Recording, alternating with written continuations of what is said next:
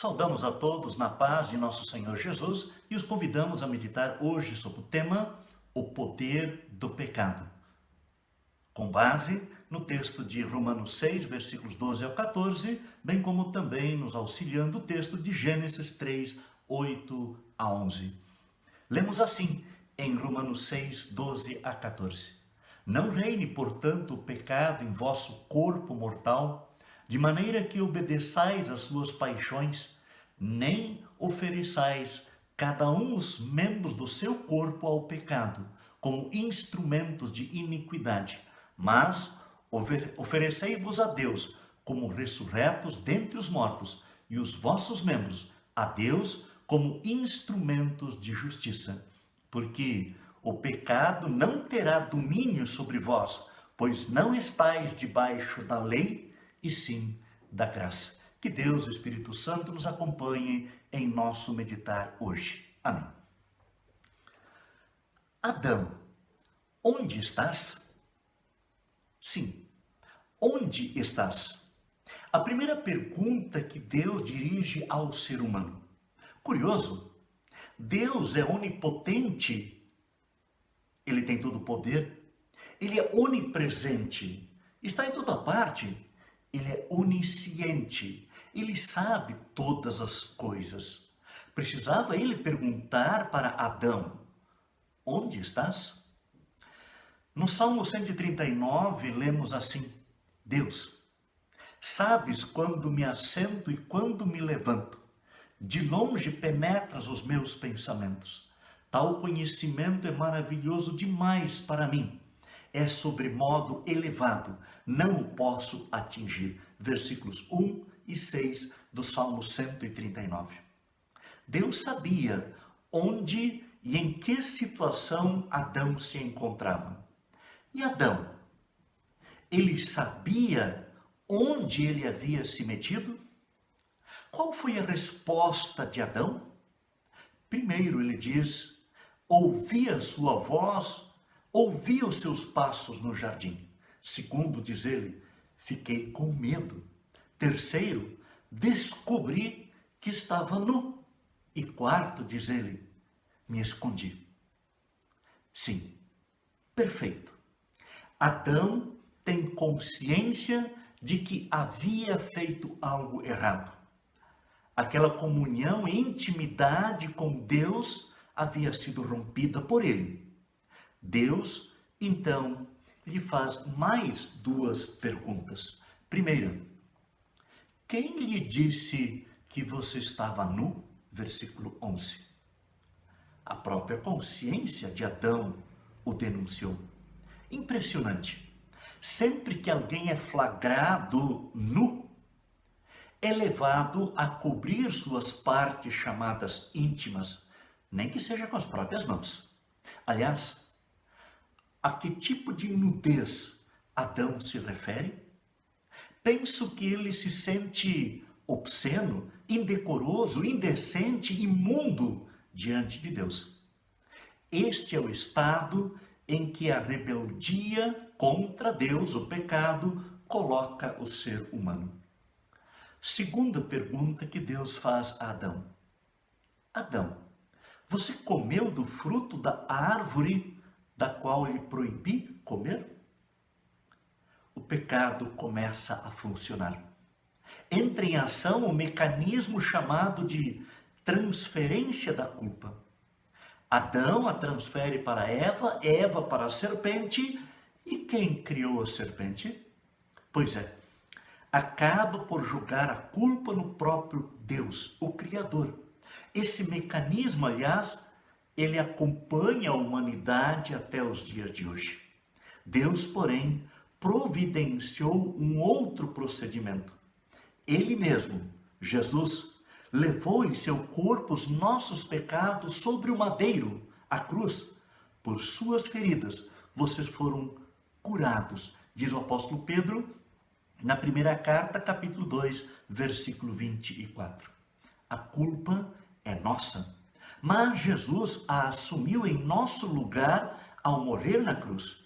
É ali que precisamos deixar nossos pecados para nos reconciliar com Deus.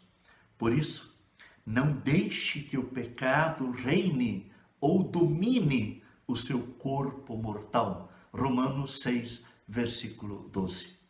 Doenças infecciosas atacam pessoas no mundo inteiro. Algumas doenças curáveis, outras não.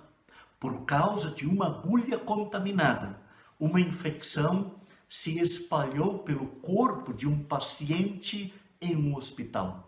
Os médicos fizeram de tudo para salvá-la, mas ela morreu poucas horas depois.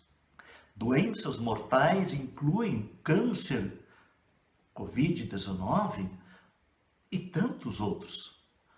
Tipos de vírus incuráveis existem. Um deles é o herpes, que vive na base do nosso crânio. Ele causa feridas nos lábios, por exemplo. Você também tem uma doença espiritual mortal dentro de você. A palavra de Deus diz que você tem uma doença espiritual mortal que se esconde em seu corpo. Essa doença espiritual não é apenas incurável, mas também imortal. Deus diz que você herdou essa doença espiritual de Adão. Portanto, assim como por um só homem entrou o pecado no mundo e pelo pecado a morte, assim também a morte passou a todos os homens, porque todos pecaram. Romanos capítulo 5, versículo 12. A grande mentira do diabo. O que você pode fazer para controlar sua doença espiritual incurável? Ora, você pode achar que é capaz de vencer o poder do pecado e do desespero em sua vida ao viver uma vida santa. Essa ideia é um truque, uma cilada do diabo. Por quê? Porque ninguém consegue controlar seus pensamentos. Mesmo que você conseguisse controlar as suas ações e as suas palavras, os seus pensamentos ainda iriam mostrar o poder do pecado atuando em sua vida.